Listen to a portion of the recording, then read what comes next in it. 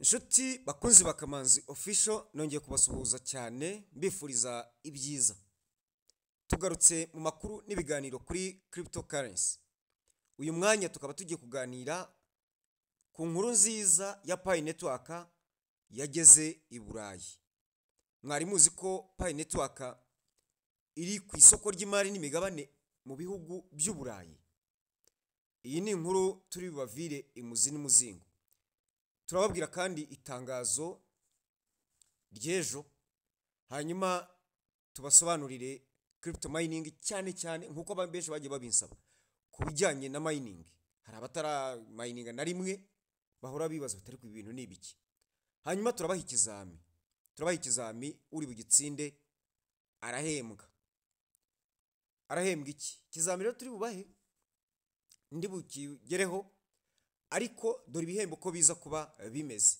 Ni ibibazo bibiri, utsinda ikibazo cya mbere arahembwa, ndamuhemba USDS igihumbi z'ubuntu. Iki kibazo ugisubiza. Icya kabiri nacyo uri bugitsinde ndamuhemba USDS z'ubuntu. Hanyuma uri busubize byombi akabisubiza kandi neza, ndamuhemba USDS z'ubuntu ibihumbi 2,500. Reka mbisubiremo. Ikibazo cya mbere ndi bubaze, uri bugitsinde ndamuhemba USDS igihumbi z'ubuntu, akagisubiza neza ataparapara. Ikibazo cya kabiri nacyo aho ndi bukibarize, ubwo ni mu kiganiro rega, ndi bukibarize ndamuhemba USDS igihumbi z'ubuntu. Uri bumbwira ati ndabisubiza byombi kandi akabisubiza neza, ndamuhemba USDS ibihumbi 2,500 by'ubuntu. Ibibazo byose kubisubiza nuko uri bumpamagare ukanyibwira ukagira ute ugasubiza uti ndasubiza icya mbere. Urugero uti haro nitwa kanaka ndashaka gusubiza ikibazo cya mbere. Nta bantu bari bugisubize ari babiri, uri butsinde uri bugisubize, uri buhamagare akagisubiza, nta wundi uri bwongere kugisubiza. Niba ari icya mbere menye ngo icya mbere cyasubijwe, niba ari icya kabiri menye ngo icya kabiri cyasubijwe, niba ari icya gatatu menye ngo icya kabiri cya gatatu cyasubijwe. Hanyuma rero wowe urajya umpamagara umbwira ngo ndasubiza kimwe cya mbere. Icya mbere ni iki? Ndi bukibabwire. Icya kabiri ndi bukibabwire. Ubwo rero uraba wumvise umbwira uti ndasubiza icya mbere, usubize ntiyego cyangwa oya. Nutagisubiza, nugisubiza nabi, urabuhaye undi munyamahirwe uri busubize neza. Nukumpamagara abari hanze igihugu, urampamagara kuri audio call, kuri WhatsApp call. Rwose ibyo murabyemerewe namwe. Ubwo ariko uwo muntu uri busubize ni umuntu umayininga swap phone, uri muri swap phone, ukoresha swap phone amayininga iki USDS ya mafaranga ya swap phone. Aha iki ngiki mbaye ngiparitse kajya kwitangaza ry'ejo. Ejo ni kuwa gatandatu ni tariki 30. Imana nibituramukije tuzahurira ababikeneye abafite ibibazo muri cryptocurrency. Nababwiye zirindwi zose.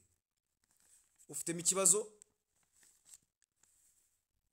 ariyo Pi Network, E1 Network, Swap Phone, Talkcoin, Ruby Network, Mera Network na TCC Network, muzaza mbafashe ni kubuntu. Cyokora umuntu azaza yitwaje agahumbi k'intebe yo kwicaraho kuko ntago ari mwacusha. Hanyuma update hari ya Ruby nuko ku cyumweru hari inama rusange n'abanyamuryango ba Ruby Network bose, ariko bazi bumva bavuga ururimi rw'ikinya-Vietnam, Vietnamese language.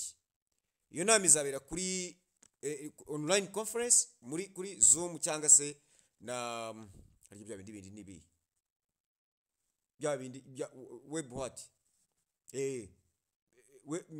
web meet niho izabera. Ubwo rero abarwumva abumva ikinyarwanda ariko muzi n'ikinya-Vietnam mushyirweyo rwose. Icyo nacyo ndakirangije, tujye ku makuru. Ndajya nshishamo mbabaza ikibazo cyaki. Abantu batarakora subscribe nyamuna muyikore, ndabibasabye ndabibasabye mubikore, kandi mujye mukanda no kukazogera abataragakandaho mugakandaho kugira ngo ujye ubona akamenyetso kakumenyesha yuko najyaga mbaha link kuri WhatsApp, kandi WhatsApp tugiye kuzivaho, tuzasigara na Telegram ndetse na WhatsApp channel, ariko izi mbuga za WhatsApp zindi musigaye mutukaniraho sense no. Hanyuma kwandika unyandikire muri comment. Iyo unyandikiye kuri WhatsApp ntabwo ngusubiza rwose, biragoye. Nyandikira muri comment nta kibazo. Okay, nibikunane unyandikire kuri SMS isanzwe, I accept it. Twagiye inkuru rero yampuja. Inkuru imaze iminsi 2. Update isuko ari ibyavuzwa ku kanya n'ibyarangiye, ariko tubona byangombwa. Dore ndirukanse nkubise hirya hino ngira nyangwa ku nkuru igaragaza ukuntu Pi Network yagize itya yinjira ku masoko y'Iburayi mu isoko ry'imari n'imigabane. Ahari wenda muragira ngo iyi nkuru mukande hano kuri titire, mujye nibirambuka mujye nibitarambuka mujye mureba mukanda handitse ngo mo, arabavuga ngo mowa ntacyo kubisoma kose. None ukande mu birambuke ubone link aho ngaho munsi ya titire neza muri description, mubone link. Iyi link abazi icyongereza ni musome, sinyibasomera, ariko abantu batazi icyongereza nagerageje gukoresha musemuzi, ndayibanyuriramo kugira ngo namwe mugire icyo mwumva. Inkuru iragira iti $1 billion asset manager launches first Pi network ETP in Europe. Ubundi $1 billion asset manager urumva ni umuyobozi w'urwego rw'ishoramari mu gaciro k'amadolari y'amamiliyari. Bashyize hanze cyangwa se bashyize ku isoko Pi network ETP, first Pi network ETP turaza kuyibasobanurira icyo ari cyo, cyangwa se reka bariyo tubanza tubasobanurire. In the crypto industry, ETP stands for exchange traded product. Gira ngo murabyumvise, mu rwego rwa crypto cyo ngisobanuro cya ETP. Mu rwego rwa crypto ETP bisobanura icyegeranyo cy'isoko gicuruzwa, exchange traded product. ETP ni ibikoresho by'imari bigurishwa ku masoko y'imari bigamije gukurikirana imikorere y'umutungo runaka cyangwa itsinda ry'imitungo nk'amafaranga ya crypto. ETP zikoreshwa henshi nk'amahoro y'amasoko byo bita ETF, ubutumwa bw'amasoko ETN n'ibindi bicuruzwa bisa nabyo. Ibintu by'ingenzi bigize ETP harimo ubushobozi bwo kugurisha byo bita liquidity. ETP zishobora kugurishwa ku masoko mu gihe cyose cy'umunsi w'akazi, nk'uko bikorwa ku nyungu z'imigabane, bigatangwa mu buryo bworoshye ku bashoramari. Harimo kandi ko nko guhitamo cyo bita diversification.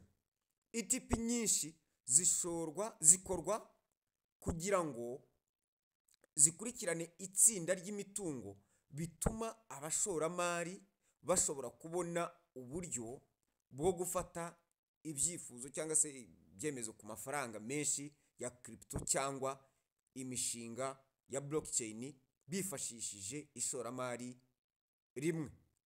Icya gatatu, kugera ku mutungo mu gihe giteganijwe, cyo bita regulated access.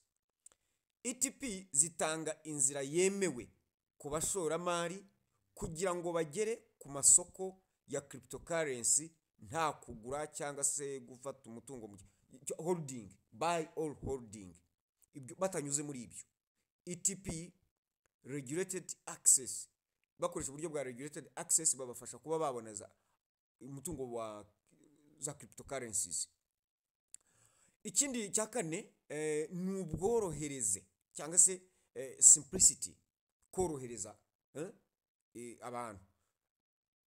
ETP zorohereza uburyo bwo gushora imari, bituma byoroha ku bashoramari bibihe bisanzwe kubona uburyo bwo gushora mu mafaranga ya crypto binyuze mu bigo by'imari bisanzwe basanzwe bakoresha.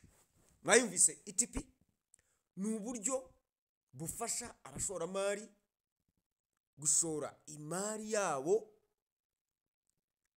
ku isoko ry'imari n'imigabane muri cryptocurrency bakoresheje buriya buryo. Noneho rero ETP ubundi nkuko nabibabwiraga, iyi nkuru igaruka ku kuntu byaje ku isoko ry'i Burayi. Umuyobozi nkuko nabibabwiraga, umuyobozi w'ikigo cy'ishoramari rikomeye ku rwego rwa miliyari z'amadolari, icyo kigo cyitwa Valur. Umuyobozi yatangaje ni ikigo, uwo muyobozi ni ikigo cyitwa Valur. Uwo muyobozi wacyo rero yatangaje igicuruzwa cy'ishoramari ku isoko cyitwa ETP ku rwego rwa Pi Network mu Burayi, kikaba ari icya mbere muri iki gice. Icyo kigo cya Valur ni icya mbere muri kiriya gice mu by'isoko ry'imari, mu isoko ry'imari n'imigabane ku ma cryptocurrency. Iyi ETP ya Pi Network yatangijwe ku isoko rya Spotlight mu Bugereki, ubwo ni mu bijyanye na trading muri crypto, hari icyo bita Spotlight. Ikaba iri kumwe n'ibindi bicuruzwa bitandatu, ubwo yo ikaba iya karindwi bishyashya bikorera kuri blockchain, harimo n'icya Shiba Inu na Cronos. Ibyo ni bimwe mu bigo muri crypto cyangwa se exchange blockchain ziri kumwe ku isoko ry'imari n'imigabane mu buryo bwa ETP. Na Pi Network nayo bayigejejeho iri ni iya karindwi muri ibyo bitandatu, iza ari iya karindwi. Reka ntange ikizamini cya mbere, abari bugisubize nabemereye yuko uri bugisubize neza ndi bumuhembe USDS. Niba akoresha Swapphone amayininga USDS, ndamuhemba USDS 1000 z'ubuntu. Aha, ikibazo cya mbere kirabaza kiti vuga itariki, ukwezi n'umwaka twatangiriyeho kumayininga Pi. Uvuge n'itariki twatangiriye kuyicuruza muri rusange, mainnet launch, itariki ya mainnet launch. Uravuga itariki Pi yatangiriyeho, uvuge itariki, ukwezi n'umwaka dutangira kuyimayininga. Noneho mainnet launch yabaye ku itariki zihe, ukwezi kuhe, umwaka wuhe? Cyo nicyo kibazo cya mbere. Kadukomeza inkuru. Iki kigo Valur gikomeza kwagura isoko ry'amafaranga ya crypto mu Burayi hamwe n'iyi ETP ya Pi Network n'andi ma ETP atandukanye. Nk'uko umwanzuro wiyandikwa wagaragaje, iyi ETP ya Pi itanga ubufasha bw'ukuri kandi cyangwa se bufatika bwiza kandi bugezweho ku isoko ku mafaranga ya Pi Network. Ikaba ishobora kugurishwa binyuze mu bigo by'imari byigenga. Iyi ETP igira amafaranga y'inyungu ya 1.9%. Ni ukuvuga ngo iyo uyiguze baguha inyungu ya 1.9%. Ikazajya igurishwa mu mafaranga ya Suwedi, bituma abashoramari baturuka mu Burayi babasha kuyigura byoroshye. Ku munsi wayo wa mbere, ETP ya Valor Pi Network ya Pi yagaragaje imikorere myiza, igasoreza ku mafaranga ya Suwede amaseke 33.32, irenzaho 1.06% ugereranije n'umunsi wabanje. Amakuru atangwa niyerekwa ku giciro, ubwo ni prediction. Iyo bavuze iyerekwa bavuga prediction mu kuraguza umutwe. Ku giciro cy'iyi ETP agaragaza ko yagiye izamuka ikagera ku maseke 38. Amaseke ubwo ni amafaranga ya Suwede, mbere yo gusubira inyuma. Ibintu bigaragaza ko abashoramari bafite inyota yo kubona iyi ETP ya Pi Network. Kambaza ikibazo cya kabiri.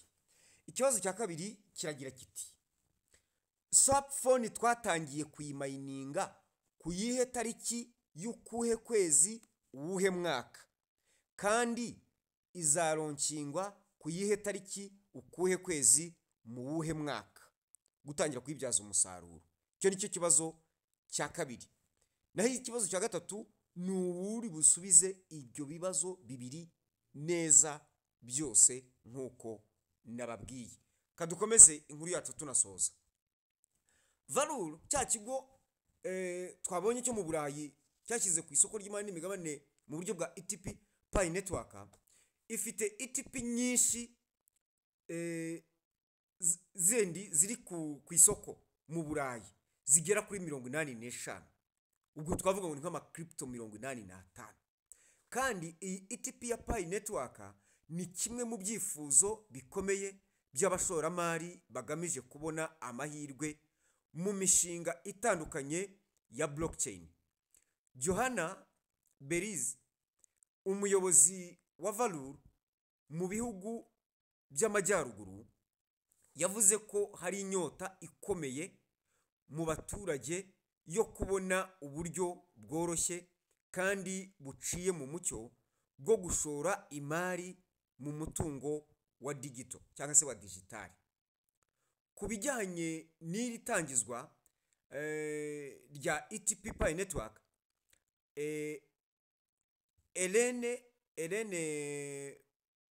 Buera cyangwa se Buerere, umuyobozi w'ibicuruzwa muri Valor, yavuze ko gutangiza ETP ya Pi Network bizafasha ishyirahamwe guhuza ibikenewe by'inyuma, ubwo ni byo hanze ya system, n'imigendekere ikomeje kwiyongera. Nk'uko ubwo ni external, ari external kubihuza na internal. Nko mu byerekeye modular hari ubwo twabita nk'iki modular blockchains n'inyungu, hari amateri mamwe namwe tutaba dufite ko twasobanura mu Kinyarwanda, n'inyungu za tokenized, ubwo ni ibijyanye n'amafaranga nyine. Uwitwa Nadine Kenzelman, umuyobozi mukuru wa Valor, yongeraho ko ishyirahamwe rigamije kubahiriza ibipimo by'abashoramari b'ingenzi mu gihe rikomeza kwagura ibicuruzwa byayo. Iyi ETP ya Pi Network igaragaza ko abarimo bashaka kugera ku isoko ry'imari mu buryo buzwi, ubwo n'abasanzwe bakorana nayo kandi bunoze mu Burayi. Icyakora intego ya Pi Network ni ukwagura uburyo bwo kubona cryptocurrency cyangwa se crypto coin binyuze mu ikoranabuhanga rishingiye ku matelefoni. Iyi ETP itanga uburyo bwemewe ku bashoramari b'abanyaburayi ku nshuro ya mbere. Ubwo ni iya Pi Network. Hanyuma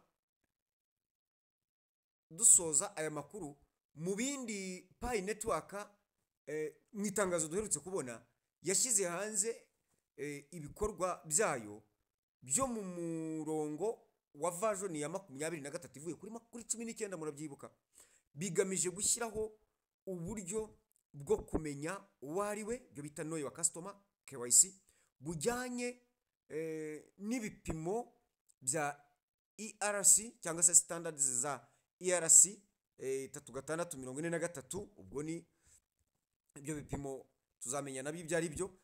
Ubwo ni ibipimo bihambaye, navuga bitura imikoranire ihambaye. Hazazamo gahunda yo gukoresha mudasobwa zuzuye zo mu rwego rwa Linux Node mu kongera ubushobozi.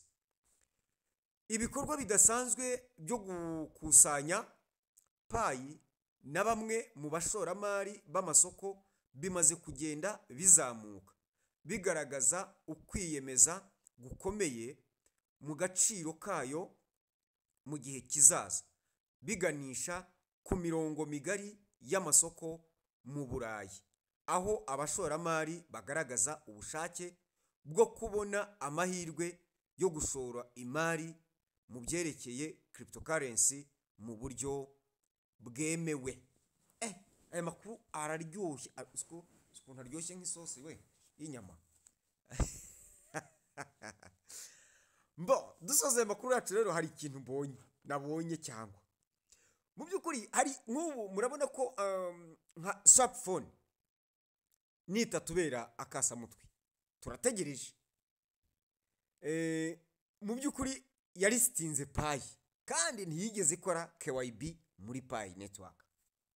None tubonye isoko ry'imari n'imigabane mu Burayi aho ryamaze kulistinga cyangwa se ririmo gucuruza ETPs za Pi Network, ETP Pi Network.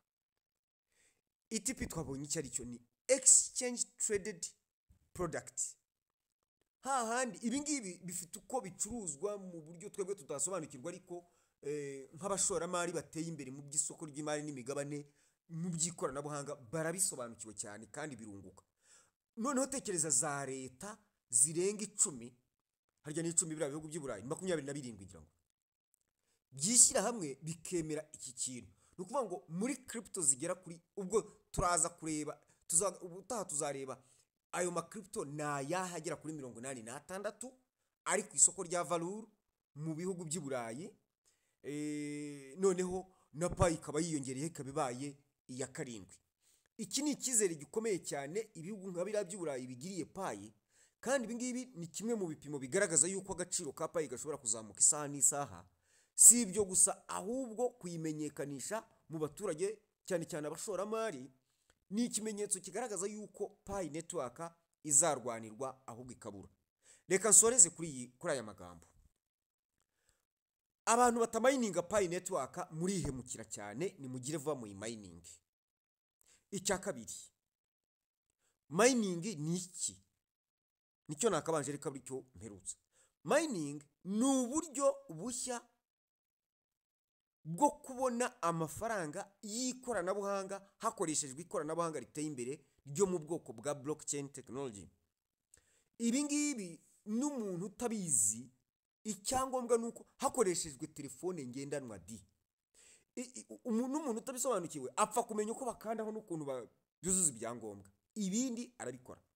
Mbibutsa yuko za leta ziri mu nkubiri nazo yo gukoresha amafaranga y'ikoranabuhanga ayitwa CBDCs. CBDC bisobanura Central Bank Digital Currency, cyangwa se ni amafaranga y'ikoranabuhanga ya leta. Nk'uko ikoranabuhanga rikorana mu buryo bwagutse, aba bazanye amafaranga y'ikoranabuhanga nibo bafite ikoranabuhanga rihambaye rizafashisha na za leta gukora nabo amafaranga y'ikoranabuhanga, bityo bagakorana neza. Ibi bizatuma kandi banki nkuru, banki zisanzwe ziteye imbere zizakoresha amafaranga y'ikoranabuhanga yabo y'abigenga ndetse n'aya leta kandi bitabangamirana, na cyane ko iryo koranabuhanga ryazanywe cyangwa se ryagaragaye ku bw'ayo mafaranga y'ikoranabuhanga. Ndavuga iyo blockchain technology iri ku rwego rwa web 3 cyangwa se web 3. Ibi simbitindaho. Icyo bigusaba ni iki wowe? Bigusaba kuba ufite telefone ngendanwa igezweho, ugakoresha internet bisanzwe, kandi ukamenya, ugakurikirana amakuru, ukamenya uko bikorwa, ukuzuza ibisabwa ukurikije umwirondoro wawe uri mu byangombwa byemewe n'amategeko ya leta y'igihugu cyawe. Ibyo udasobanukiwe twabigufasha. Umuntu wese ukeneye kwinjira muri Pi Network, ejo ndi tayari, yewe n'izindi coins nababwiye cyangwa se maze kubabwira 7. Nsoza ndagira ngo nsoreze ahangaha. Nababwiye ko ushaka kuregisteringa Pi Network kugeza ubu yakwifashisha YouTube channel ya Kamanzi Official, ikiganiro nimero 148. Ujya mwishakira ugahita wandikamo Pi Network registration, cyangwa se uri kuri Kamanzi Official bahita bayikwereka Pi Network registration, bahita bayikwereka, cyangwa se nimero 148. Ushaka kumayininga E1, kwiyandikisha muri ngo mining E1 network, ni ikiganiro nimero 298. Naho ushaka Swapphone ni ikiganiro nimero 299. Ushaka Talkcoin ni ikiganiro nimero 278. Ushaka kumayininga Ruby network ureba ikiganiro nimero 219. Ushaka kumayininga Mirror network ureba ikiganiro nimero 250. Naho TCC network ni ikiganiro nimero 302.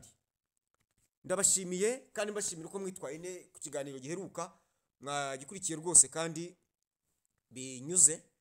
N'iki ngiki mugikurikire, harimo ibyabafasha, kandi isaha n'isango niko bavuga.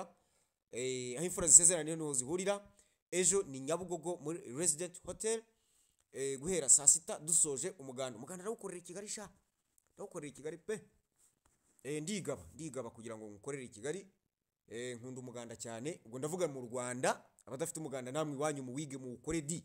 Ni gahunda ya leta nziza cyane, ariko ntiyabaye ya leta, ni gahunda y'abaturage ishyirwa ifashwa na leta mu gushyirwa mu bikorwa, ariko muri ni gahunda z'abaturage. Mu by'ukuri murakoze cyane, ndabashimiye, mugubwe neza, muhahe muronke, ndabakunda.